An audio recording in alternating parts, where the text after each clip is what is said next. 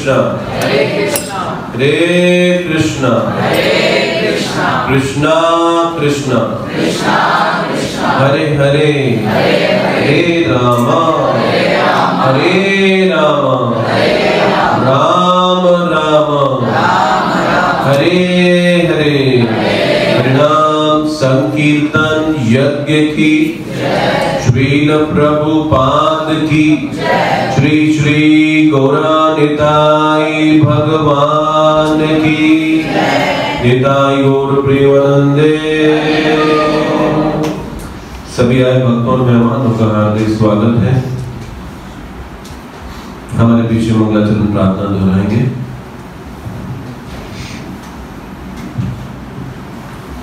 ओम नमो भगवते वासुदेवाय।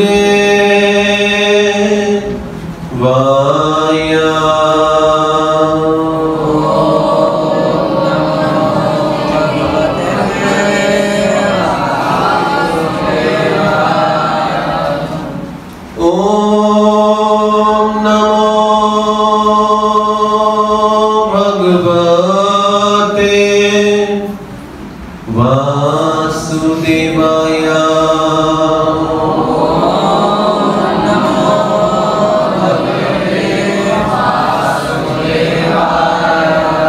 ओम नमो भगवते वासुदेवाय।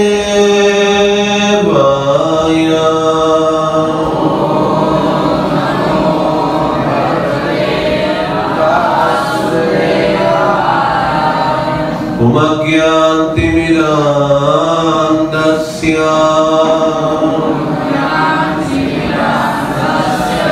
ज्ञानाञ्जनशलाकया चक्षुरुन्मीलितं येन तस्मै श्री गुरवे नमः। श्री चैतन्य मनोभीष्टं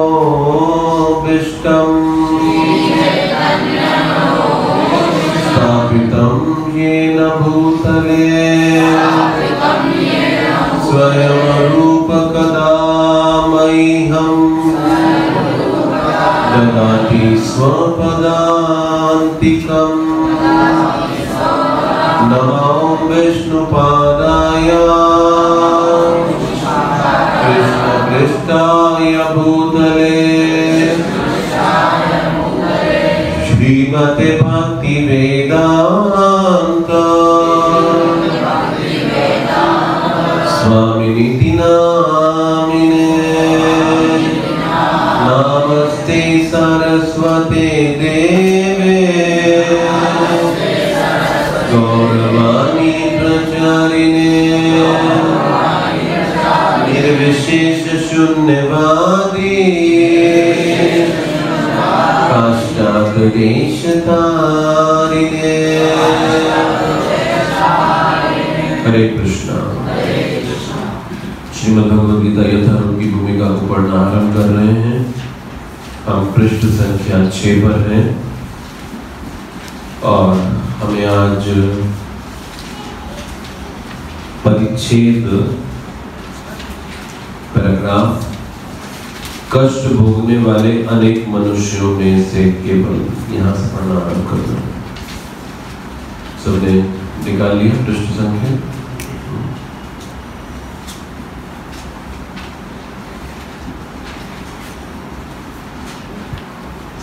आरंभ कर रहे हैं।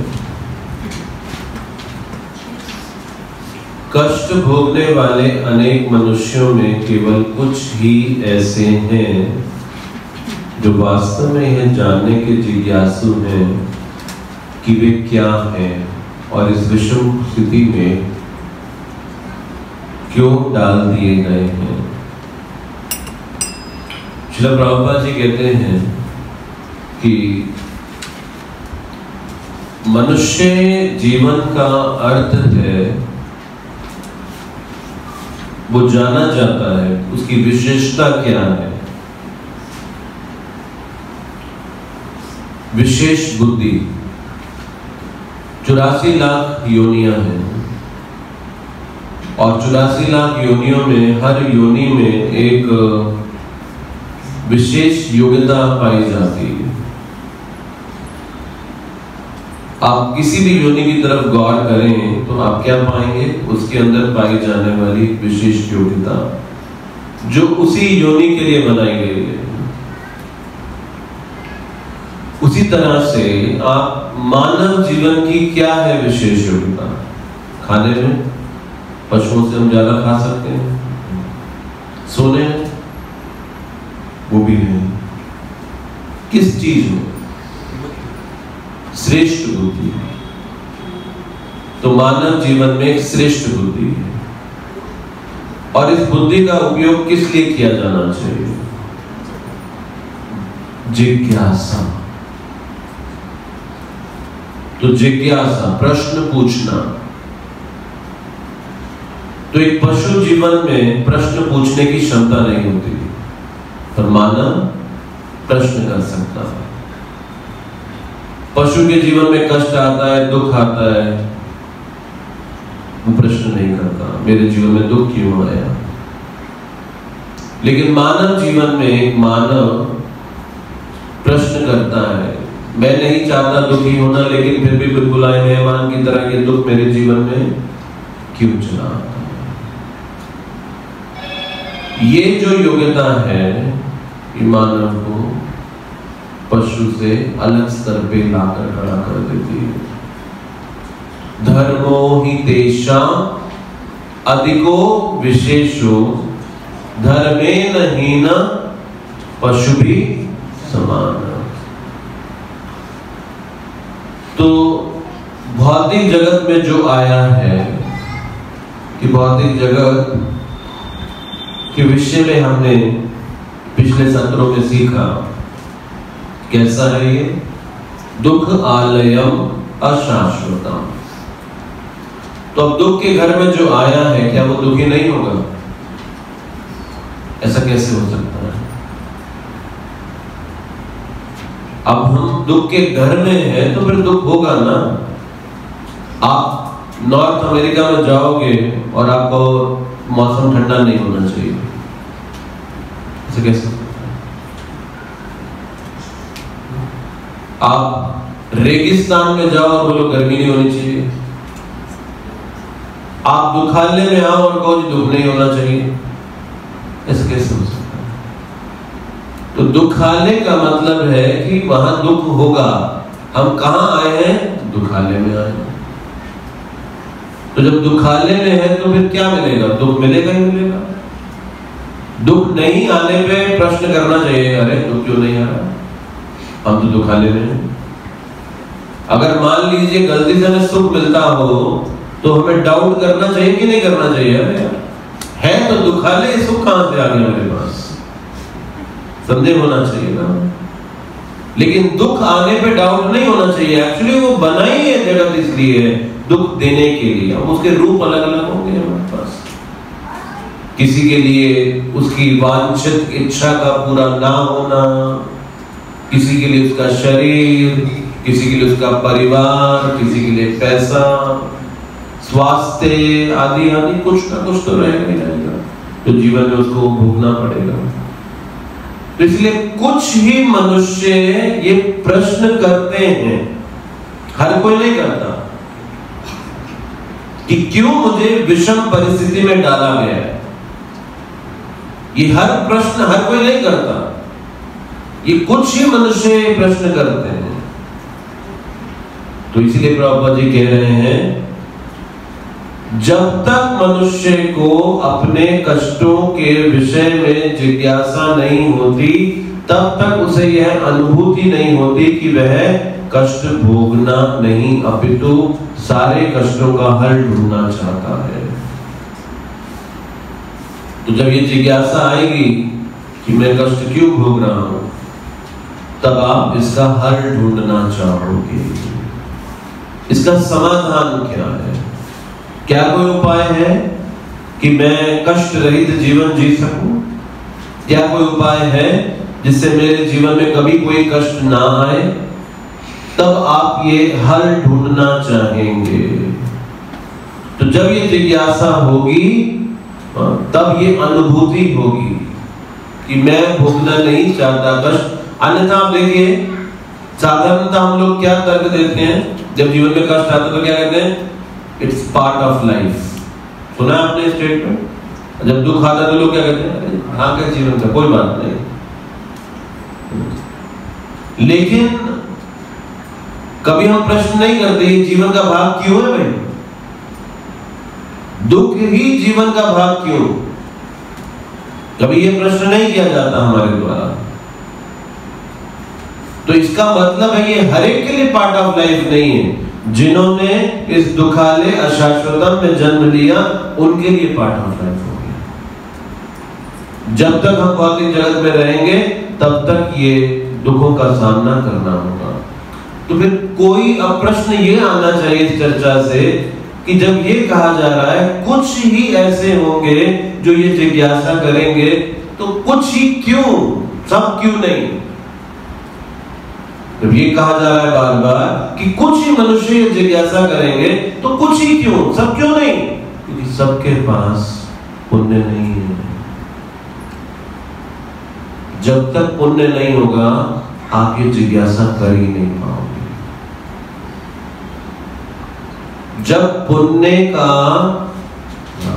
हमारे पास ये पात्रता मिलेगी तब ये प्रश्न होगा, तब ये जिज्ञासा होगी कि क्यों मेरे जीवन में कष्ट है।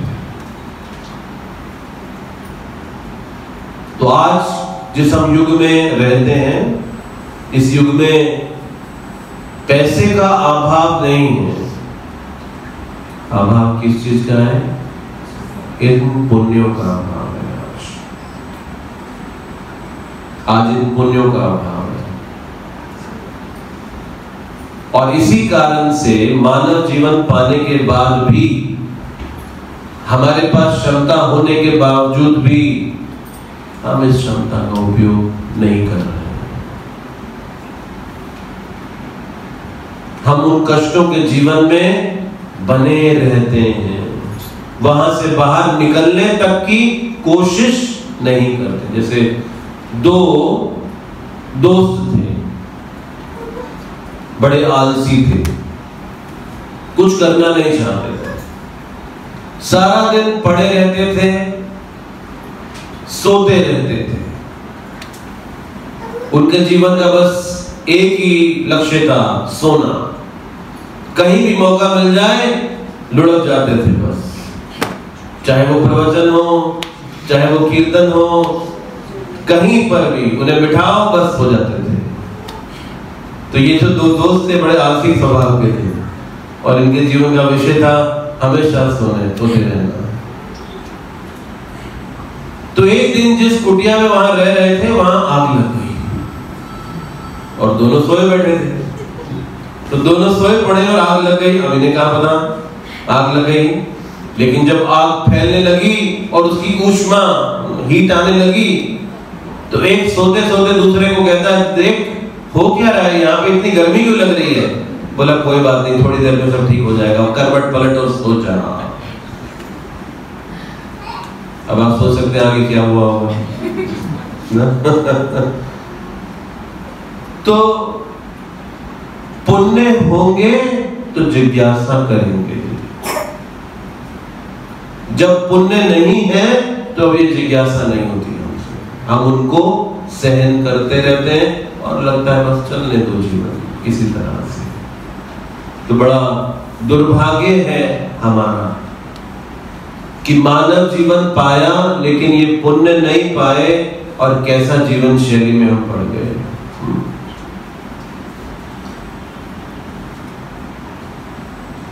तो आगे प्रभुपाद जी लिखते हैं, मानवता तभी शुरू होती है जब मन में इस प्रकार की जिज्ञासा उदित होती है। किस प्रकार की जिज्ञासा? ब्रह्म सूत्र में इस जिज्ञासा को ब्रह्म जिज्ञासा कहा गया है। अथातो ब्रह्म जिज्ञासा। परम ब्रह्म के विषय में जिज्ञासा, परम भगवान के विषय में जिज्ञासा। और जब हम ये प्रश्न करेंगे, कौन सा प्रश्न? अथातो ब्रह्म जिज्ञासा। इस प्रश्न के उत्तर में हमारे जीवन के सारे प्रश्नों का उत्तर है। आप अपने जीवन से संबंधित कोई भी प्रश्न उठा लीजिए, उसका उत्तर इस प्रश्न के उत्तर में दिया गया है। तो एक ऐसा प्रश्न जिसे पूछने के बाद कोई भी प्रश्न पूछने की आवश्यकता तक नहीं रह जाएगी। अथातो ब्रह्म जिज्ञासा, परम ब्रह्म, परम भगवान के विषय में की गई जिज्ञासा। अब हमारे कई प्रकार के प्रश्न होते हैं ना, सुबह से शाम होते हैं प्रश्न। उठते ही प्रश्न आरंभ हो जाते हैं कि आज ब्रेकफास्ट में क्या बनेगा, सबसे पहला प्रश्न होता है। सुबह से रात प्रश्न होते हैं, लेकिन वो सारे प्रश्न ब्रह्म जिज्ञासा नहीं है।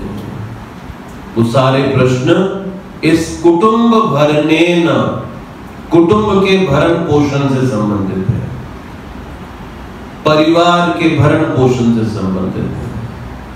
और इन प्रश्नों को पूछ के सुनकर भी हमारे जीवन का समाधान प्राप्त नहीं होता। और ये समाधान मात्र इस एक प्रश्न को पूछने और समझने से प्राप्त हो जाता है। कौन सा प्रश्न? अथातो ब्रह्म जिज्ञासा।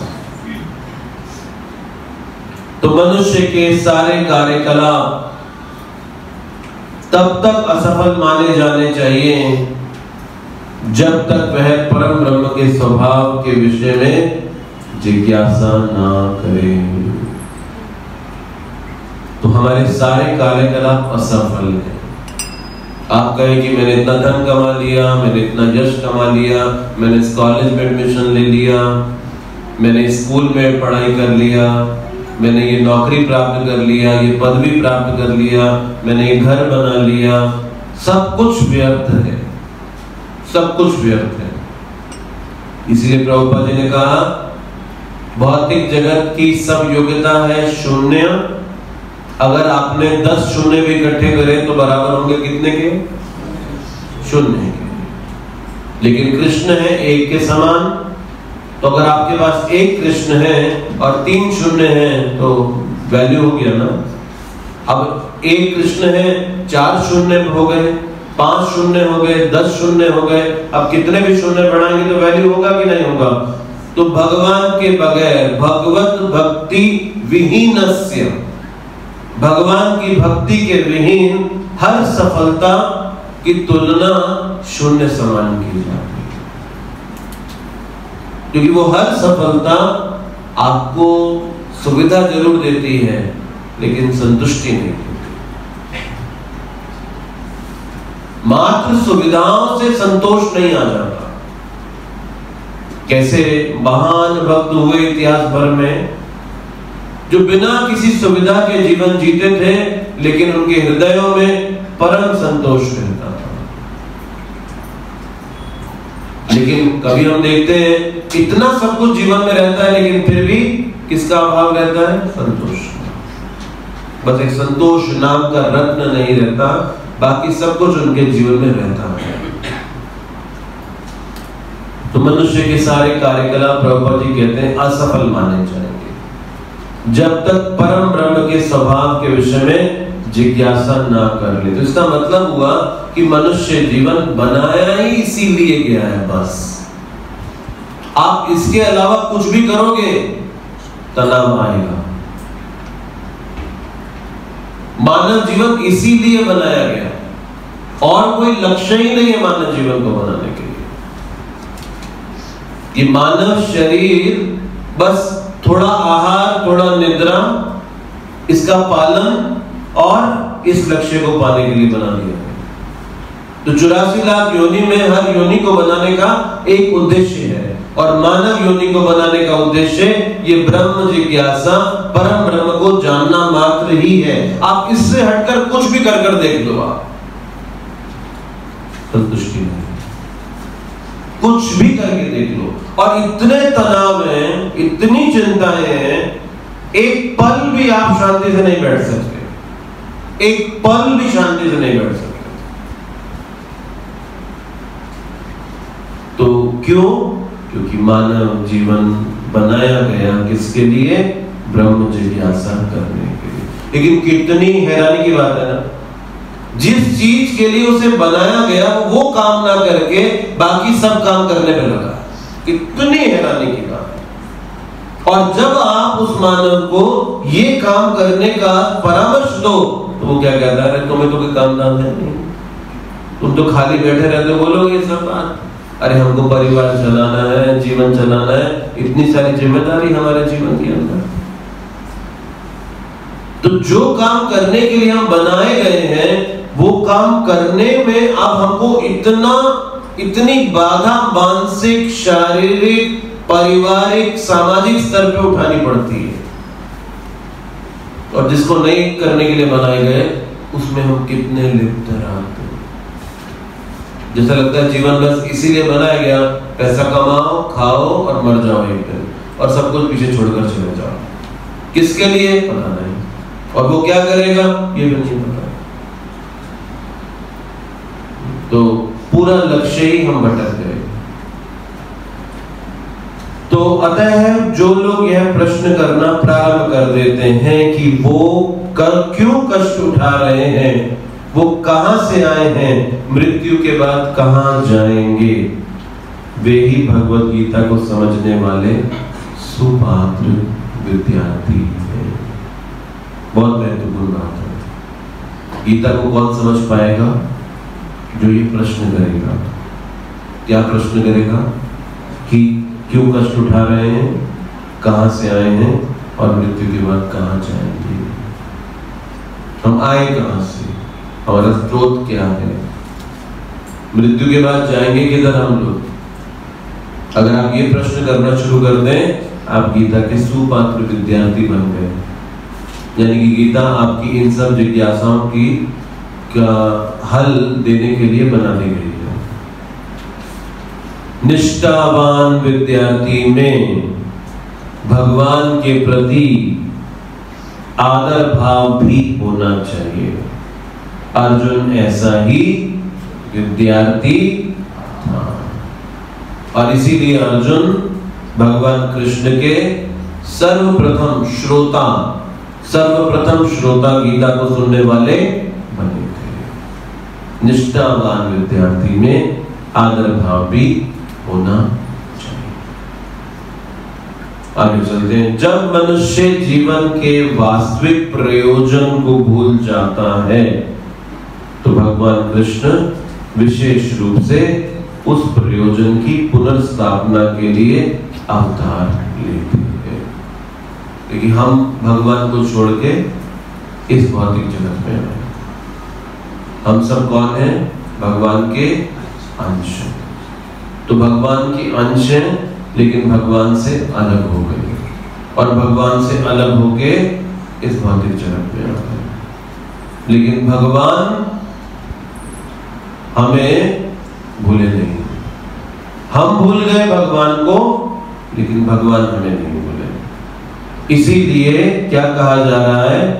भगवान कृष्ण विशेष रूप से इस प्रयोजन की पुनर्स्थापना के लिए अवतार लेते हैं। किस प्रयोजन की? मनुष्य जीवन का वास्तविक प्रयोजन। और क्या पढ़ा पिछले परिच्छेद में हमने? अथ तो ब्रह्म। इस प्रयोजन को समझाने के लिए भगवान अवतार लेते हैं। तो ये सोचिए आप, भगवान खुद आए इधर इसलिए धर्म स्थापना अर्थ आए, धर्म की स्थापना करने।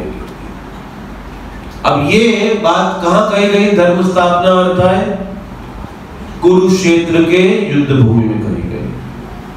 लेकिन धर्म की स्थापना भगवान ने किधर की? कुरुक्षेत्र की युद्ध भूमि में की। और कैसे की? ये गीता बोल के, ये गीता बोल के भगवान ने क्या किया? धर्म की स्थापना की। लेकिन ये धर्म की स्थापना क्या सिर्फ भगवान कुरुक्षेत्र में ही करना चाहते थे? हम सबके जीवन में क्या करना चाहते हैं भगवान? धर्म की। हम सबके जीवन में धर्म की स्थापना करने के लिए भगवान आए। तो जब तक हम सबके जीवन में धर्म की स्थापना नहीं हो जाएगी, तब तक भगवान के आने का प्रयोजन पूरा नहीं होगा, अधूरा है प्रयोजन। और भगवान बार बार हमारे जीवन में किसी न किसी रूप में आते हैं। श्रीमद् भागवतम में परीक्षित महाराज, जब उन्हें एक ब्राह्मण बालक ने एक श्राप दिया कि तुम्हारी मृत्यु 7 दिन 7 रातों में हो जाए, और वो कौन थे? परीक्षित महाराज, पांडवों के वंशज, अभिमन्यु के पुत्र, अर्जुन के पुत्र अभिमन्यु और अभिमन्यु के पुत्र परीक्षित महाराज, पांडवों के वंशज और पूरे हस्तिनापुर के सम्राट, उनको अभिशाप दिया 7 दिन 7 रात में आपकी मृत्यु हो जाएगी। अब वो परीक्षित महाराज, उनका नाम था विष्णु रात, जिसका मतलब है भगवान विष्णु जिनकी रक्षा करने के लिए स्वयं आए हो। कब? जब अश्वत्थामा ने कौरवों की मृत्यु के बाद, विशेषतः दुर्योधन की मृत्यु के बाद ब्रह्मास्त्र चलाया। ब्रह्मास्त्र चलाया उत्तरा के गर्भ में। उत्तरा के गर्भ में परीक्षित महाराज थे। अभिमन्यु की पत्नी का नाम था उत्तरा और उसके गर्भ में परीक्षित महाराज थे। और परीक्षित महाराज को गर्भ में ही मार देने के लिए ब्रह्मास्त्र चलाया गया।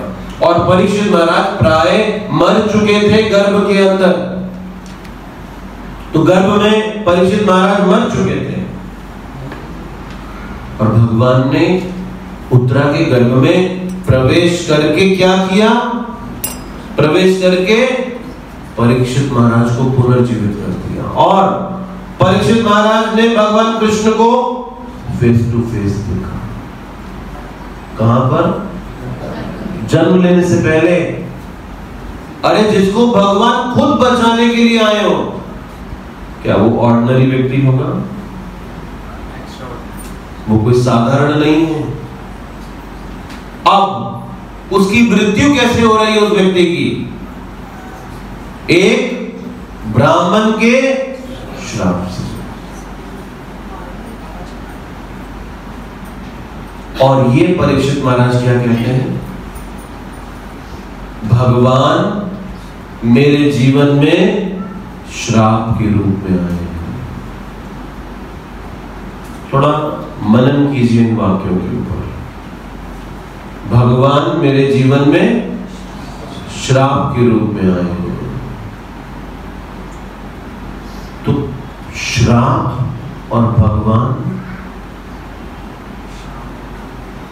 भगवान किसी भी रूप में हमारे जीवन में प्रवेश कर सकते हैं। अब परीक्षित महाराज का ये कहना है कि भगवान हमारे जीवन में श्राप के रूप में आए। क्यों? परीक्षित महाराज कहते हैं क्योंकि मैं घर परिवार से इतना आसक्त था कि भगवान मेरी आसक्ति को समाप्त करने के लिए श्राप के रूप में आए। तो जब हमारे जीवन में दुखद परिस्थितियां आती हैं, तो ये दुखद परिस्थितियां क्या हैं? ये भगवान स्वयं उन दुखों के रूप में आए हैं। क्यों? हमें इस सांसारिक पारिवारिक जीवन से विरक्त करने के लिए।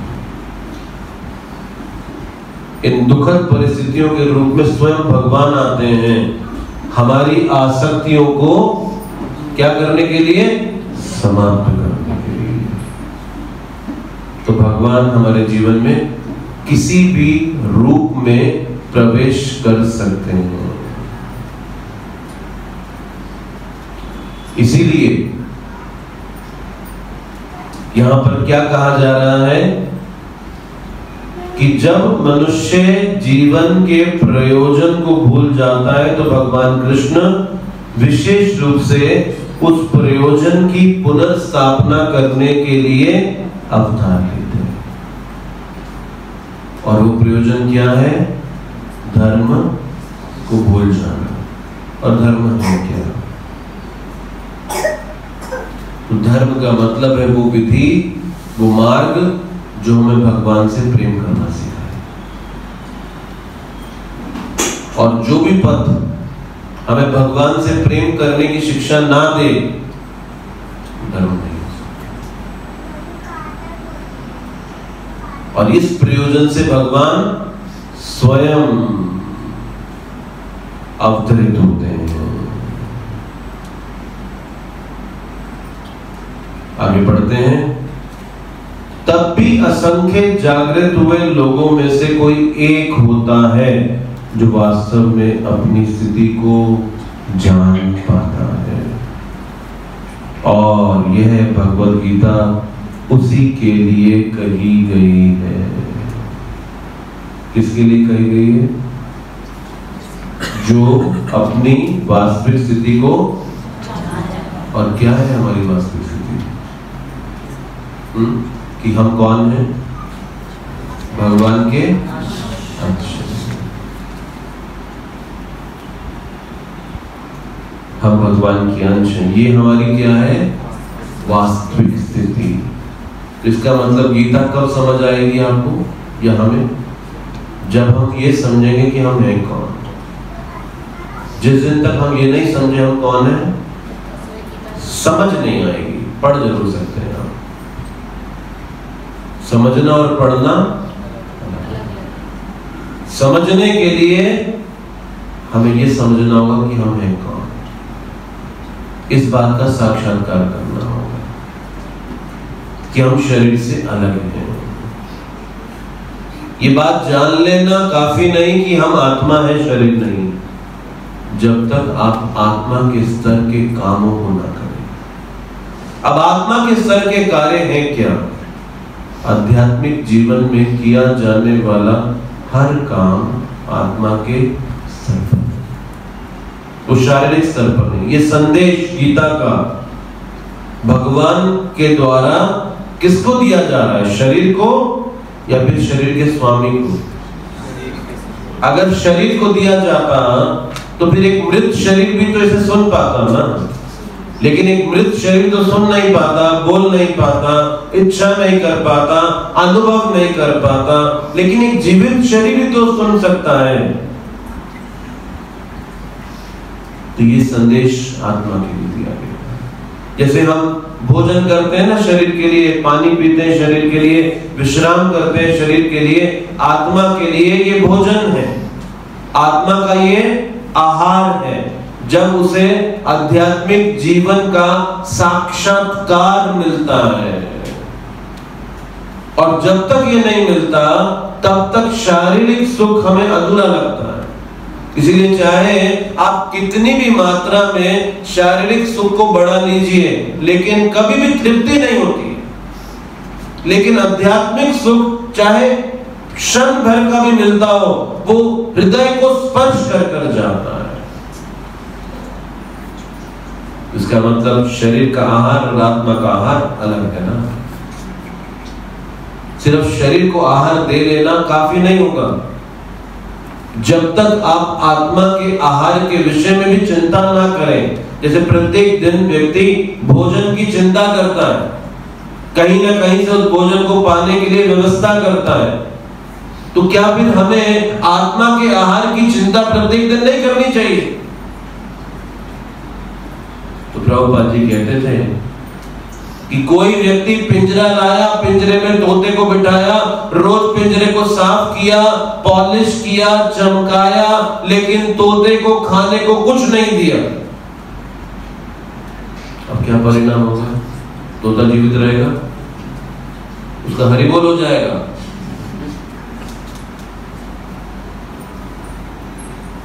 तो पिंजरा बना है तोते की रक्षा के लिए।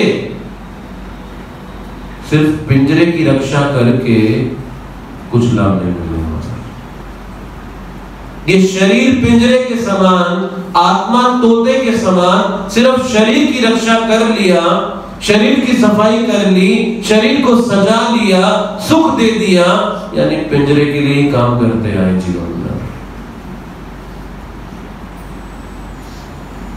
पिंजरा तोते के लिए बनाया गया।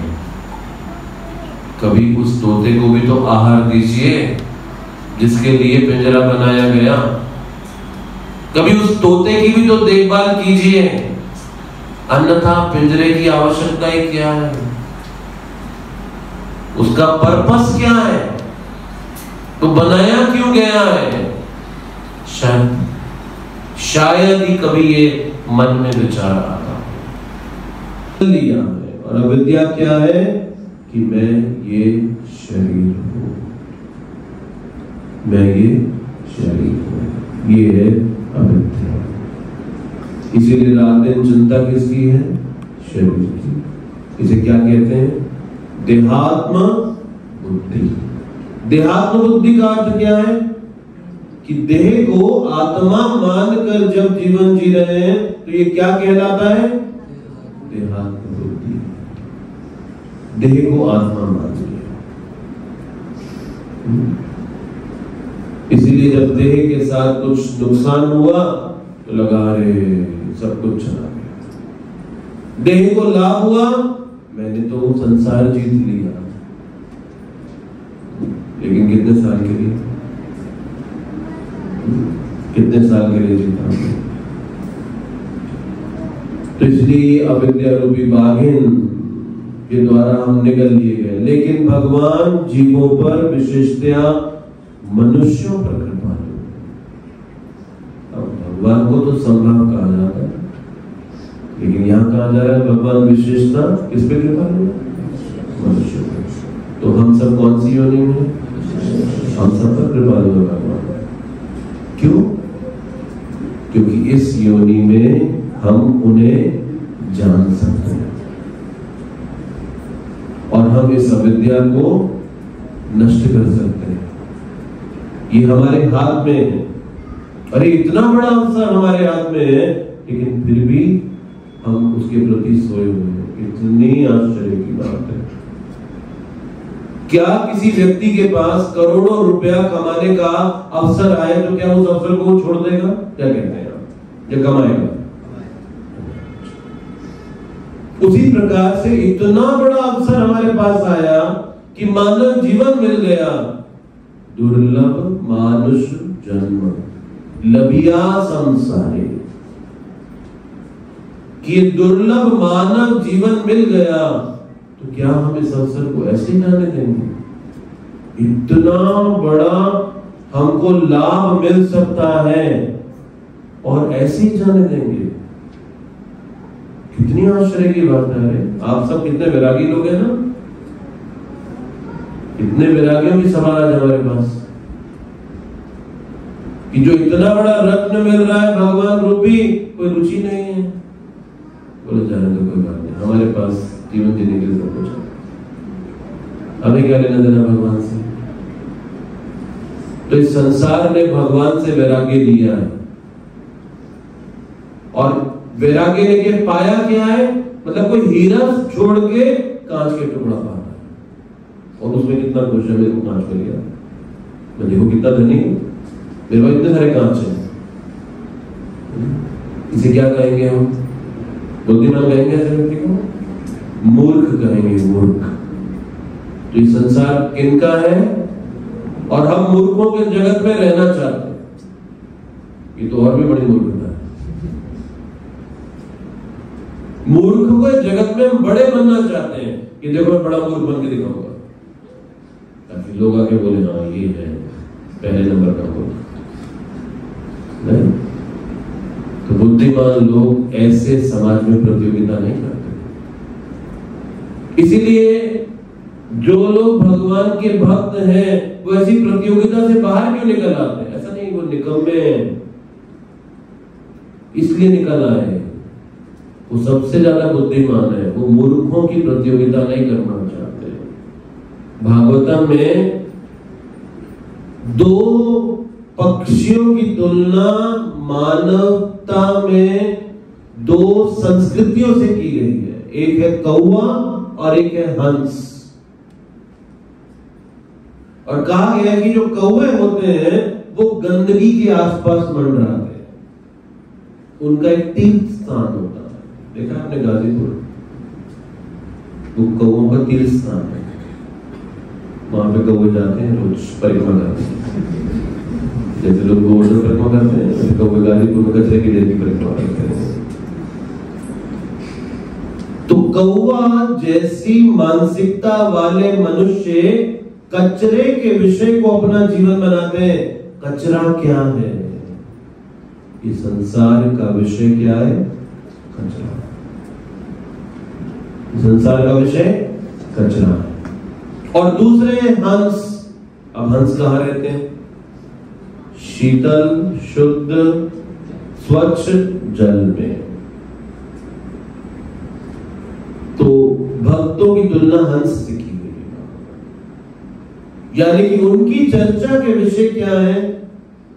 शुद्ध शीतल स्वच्छ भगवान से जुड़े विषय हैं।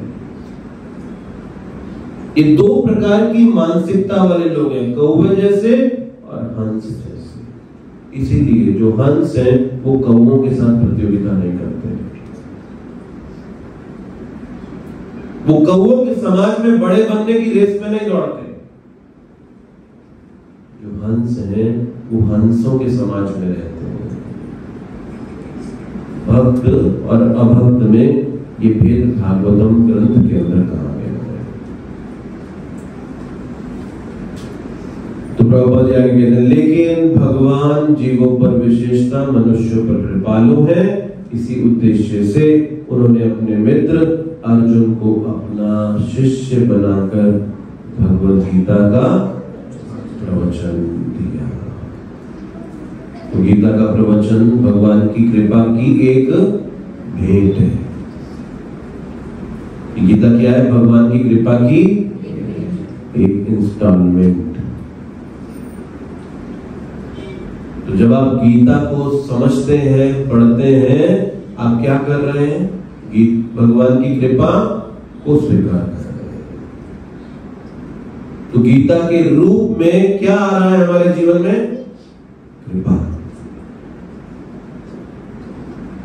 ये रूप लिया है कृपा ने, गीता रूप में हमारी आंखों को खोलने के लिए। तो इसीलिए हम सब बड़े भाग्यशाली हैं कि हमारे पास ये जीवन में अवसर आया है कि हम इस श्रीमद् भगवद गीता रूपी भगवत कृपा को स्वीकार कर पाए जीवन में और अपने जीवन का परम लाभ ले पाए। शायद हम ये अभी समझ नहीं पा रहे कि क्या लाभ हमें मिल रहा है। जिस दिन समझ में आ जाएगा ना, आप सब चीज छोड़ दोगे, सिर्फ इसी पकड़ कर बैठ जाओ। तो बड़ा दुख है इस बात का कि मानव जीवन में आकर भी इस बात को नहीं समझ पा रहे कि हमारे पास कितनी बड़ी कृपा ये गीता रूप में हमारे जीवन में आई है। जिस चीज के महत्व को हमने समझा है उसके लिए हमने अपने जीवन में बहुत बदलाव भी किए हैं और बहुत त्याग भी किए हैं। जैसे पैसे के महत्व को समझा है, तो पैसा कमाने के लिए आदमी पारिवारिक सुख छोड़ देता है, शारीरिक सुख भी छोड़ देता है, सामाजिक सुख भी छोड़ देता है, क्योंकि उसके महत्व को समझता है। जिस दिन आप गीता के महत्व को समझ जाओगे, ये परिवार समाज हर चीज छोड़ दोगे आप। जिस दिन आप इस कृपा को समझोगे कि कितनी बड़ी कृपा है, और ये समझने के लिए भी कृपा चाहिए। बिना कृपा के ये बात भी समझ में नहीं आने वाली कि भगवान का ये संदेश इतनी बड़ी कृपा है हमारे जीवन में। तो हम सब इस कृपा के पात्र बन सकें, ऐसा हमें भगवान से प्रार्थना करनी चाहिए कि भगवान आप हमें ये पात्र बनाइए ताकि हम आपकी कृपा को समझ सकें। इसके साथ आज की चर्चा को विराम दे रहे हैं। आपकी कीमती समय के लिए धन्यवाद। हरे कृष्णा। कोई प्रश्न या जिज्ञासा हो आज के विषय में, कोई आपको बात समझ नहीं आई हो तो भी पूछ सकते हैं। जी बोलिए। प्रभु जी कहते हैं हरि अनंत हरि कथा अनंता, लेकिन हरि तो एक ही है, तो एक ही बात आता है कि हरि कथा। इसका अर्थ है कि हरि अनंत है और हरि कथा अनंता है का अभिप्राय है कि भगवान का गुणगान असीमित है, उसकी सीमा नहीं है और भगवान भी असीमित है। तो एक वचन है, एक बहुवचन है, और भगवान की कथा दोनों की कोई सीमा नहीं, दोनों ही अनंत है। और कुछ? हाँ जी। जैसे हम सिर्फ एक मानव जीवन में भगवान की भक्ति कर सकते हैं क्योंकि हमें दिमाग मिला है, पर उससे पहले हमें नहीं पता कि मैं क्या होंगी। मैं हो सकता है मैं कोई पेड़ होंगी या कीड़ा होंगी, मछली होंगी। तो मुझे मैंने उस जन्म में ऐसा क्या पुण्य किया होगा, क्योंकि मैं तो उस जन्म में पुण्य कर ही नहीं सकती थी जो मुझे अभी मनुष्य जीवन मिल गया। अच्छा प्रश्न है कि जब हम मानव जीवन पाते हैं तो क्या कोई हमें पुण्य किया होता है पूर्व जन्मों में, जो कि निम्न योनियों में, जिससे हमें मानव जीवन मिला होता है? दो तरीकों से मानव जीवन मिलता है। एक तो जब आप 84 लाख योनियां पूरी कर लेते हैं, तब हम कौन से योनि में आएंगे? 80 लाख योनियां पूरी करने के बाद मानव योनि में आ जाएंगे। 4 लाख योनि मानव की चेतना के स्तर पर, तो 80 लाख योनि करने के बाद आप मानव शरीर में आ जाएंगे। ये तो एक इवोल्यूशन हो गया। अब मानव जीवन पाने के बाद दोबारा मानव बनेंगे या नहीं बनेंगे, ये डिपेंड करेगा आपके कर्मों पर। तो गीता में कहा गया कि अगर आप तमोगुण का जीवन जिएंगे तो पशु योनि में चले जाएंगे, रजोगुण का जीवन जिएंगे तो मानव जीवन में आ जाएंगे, सतोगुण का जीवन जिएंगे तो देवलोकों में चले जाएंगे, और 3 गुणों से ऊपर चले जाएंगे तो भगवत धाम चले जाएंगे। अब इस जीवन में आने के बाद आपके पास चॉइस हो गई। तो अगर हम ये समझे कि पिछले जन्म में भी अगर हम मानव थे तो फिर इस जन्म में मानव कैसे बने? इसका मतलब कुछ पुण्य किया होगा, और पहला मानव जीवन कैसे मिला होगा? यानी कि वो इवोल्यूशन से, या 80 लाख योनियां पार करके मानव जीवन में आ गए। एक तो ये तरीका है। अब ये तो एक विधि हो गई, सिस्टम को फॉलो किया और आ गए, लेकिन अब आउट ऑफ द वे जाकर भी मानव बन सकता है। कैसे? कोई पेड़ स्थावरा योनि, और ये स्थावरा योनि में चेतना इतनी भी विकसित नहीं कि वो अपनी भावना भी प्रकट कर सके, वो प्राय निष्क्रिय अवस्था जैसा है। अब उस पेड़ पे पुष्प लगे हैं, अगर कोई पुष्पों को चुन के भगवान के चरणों में लाके चढ़ा दे, वो पेड़ अगले जन्म में मानव बन गया। ये आउट ऑफ द वे है। तो निम्न योनियों को अगर भगवान की सेवा में अर्पित कर दिया जाए, अगला जन्म उनका मानव निश्चित हो, यानी कि उनकी बाकी सब योनि। अब इस दृष्टि से क्या करना चाहिए हमें? सब कुछ भगवान की सेवा में अर्पित कर देना चाहिए। तो इस प्रकार से हम अलग अलग तरीकों से मानव शरीर को प्राप्त करते हैं, लेकिन अब मिल जाने के बाद इसे हाथ से जाने देना बहुत बड़ा दुर्भाग्य होता है। पैसा खो जाए आप दोबारा कमा सकते हो, यश चला गया दोबारा फिर मिल जाएगा, स्वास्थ्य भी खराब हो गया तो फिर ठीक हो जाएगा, लेकिन एक बार मानव जीवन से नीचे चले गए ना, अब नहीं। तो दुनिया चिंता करती है, हाय मेरा इस कॉलेज में एडमिशन नहीं हुआ, हाय नौकरी नहीं मिली, हाय पैसा नहीं कमाया। अरे तो अगले जन्म में मानव भी बनेगा नहीं बनेगा, इसकी भी तो कभी चिंता कर, इसके लिए कभी परेशान नहीं होता आपको, क्योंकि फर्क ही नहीं पड़ता बनो ना बनो। प्रभुपाद जी ऐसा ही प्रवचन दे रहे थे, अब अमेरिका की बात थी, हिप्पी लोग बैठे थे, तो कोई भारतीय संस्कृति तो थी नहीं, अमेरिकी लोग थे और वो भी सारे हिप्पी जैसे। तो एक खड़ा हो गया, बोला स्वामी जी मुझे फर्क नहीं पड़ता, मैं कुत्ता बन जाऊंगा अगले जन्म में। तो प्रभुपाद जी कहते मेरा आशीर्वाद है तुम्हें जाओ। तो आज दुनिया ऐसी ही है कि हमें फर्क ही नहीं पड़ता, हम अगले जन्म में कुत्ता बन जाए, लेकिन इस जीवन में अगर ये नहीं मिला ना सब कुछ नहीं। अरे सोचो भैया, अगर मानव शरीर चला गया तो क्या करोगे तुम? इसकी कभी चिंता, कितनी बड़ी अज्ञानता है। हम छोटी छोटी चीजों के लिए रोते हैं, लेकिन कभी विचार कर तो देखो, अगर अगले जन्म में मनुष्य नहीं बने तो किधर जाओगे? कम से कम वो चीज तो सिक्योर करो, उसको पाने लायक तो जीवन जियो। तो इस दृष्टि से ठीक है। हम जब किसी की डेथ होती है तो उस टाइम पे बोल के जाता है राम नाम सत्य। हाँ। पर एक्चुअल में शुरू से क्यों नहीं बताया जाता कि राम नाम ही सत्य है? वेरी गुड क्वेश्चन, बहुत अच्छा प्रश्न किया कि मृत्यु के समय ही क्यों बताया जाता है राम नाम सत्य? अगर जन्म के समय बताया जाता तो कम से कम जीवन भर जीता ना। तो अब आप समझ लो कि हम कैसे समाज के बीच में जीवन जीते हैं, जो खुद अंधे हैं और अंधे अंधों को रास्ता दिखा रहे हैं। हम ऐसे समाज के बीच में जीवन जीते हैं। इसलिए बहुत भाग्य से आंख वाला आपको मिलेगा जो रास्ता दिखा पाएगा। ये अंधे ही तो है कि मरने के बाद उसे कहते हैं कि राम नाम सत्य है, या फिर अपने आप को याद दिलाते हैं, भाई देख ले एक दिन तेरा भी हाल होने वाला है, राम नाम ही सत्य है। लेकिन इसे कहते हैं शमशान वैरागी। जब तक शमशान में रहते हैं तो समझ आता है राम नाम सत्य है। जैसे शमशान से बाहर आए, तुम्हें पता है क्या करता था जो गया है? तो मालूम इसका जीवन कैसा था? मैं बताता हूं इसकी हिस्ट्री क्या थी। अच्छा वो चला गया, बड़ा परेशान करा लोगों को इसने। बाहर आके वो सत्य राम नाम नहीं नजर आता, फिर कुछ और ही बात चलती है उधर।